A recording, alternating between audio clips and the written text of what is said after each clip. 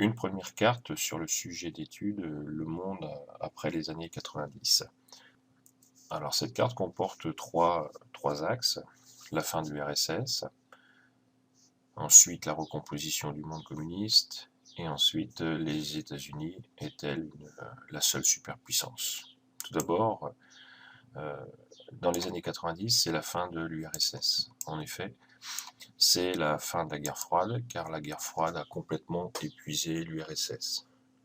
Donc, son chef, Mikhail Gorbatchev, qui est le premier secrétaire de l'URSS, propose des changements, car le pays ne peut plus durer comme ça.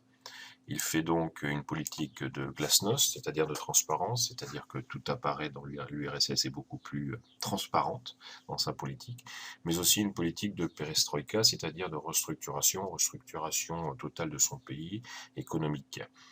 Et ses objectifs, à Mikhail Gorbatchev, en gros, c'est supprimer, arrêter l'intervention de l'URSS à l'extérieur et principalement donc d'améliorer la vie de sa population. Cette période, c'est donc le début aussi d'un mouvement du coup de contestation dans le bloc de l'Est. En exemple, la Pologne, la Hongrie et aussi la chute du mur de Berlin en 1989, qui est donc la première situation de ce sujet d'étude, où la chute du mur de Berlin, avec la réunification de l'Allemagne, est le point de départ de la fin de la guerre froide et de la disparition du monde communiste au sein comment dire, de l'Europe. Mais ce mouvement de contestation est aussi présent à l'intérieur de l'URSS. Et en décembre 1991, c'est Gorbatchev qui est obligé de démissionner, et c'est l'éclatement de l'URSS et donc sa disparition.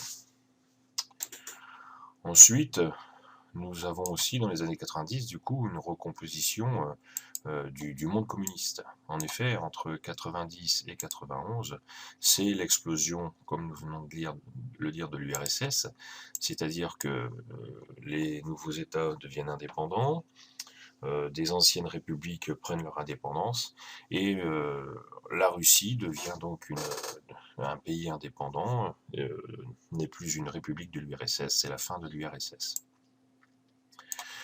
L'ancien bloc de l'Est, lui, bien sûr, les uns après les autres, les pays deviennent autonomes par rapport à l'URSS.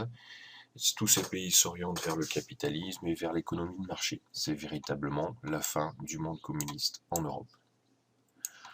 Du coup, la question qui se pose, c'est est-ce que les États-Unis sont la seule superpuissance? Alors, avec la disparition de l'URSS, les États-Unis perdent leur ennemi de 50 ans. En effet, le monde n'est plus divisé en deux blocs, et le modèle économique de l'économie de marché l'emporte sur le modèle socialiste. Les USA, les États-Unis, apparaissent donc comme une superpuissance, la seule superpuissance. Elle prend plus ou moins un rôle de gendarme du monde, et Bush parle à ce moment-là, le président des États-Unis, parle de nouvel ordre mondial.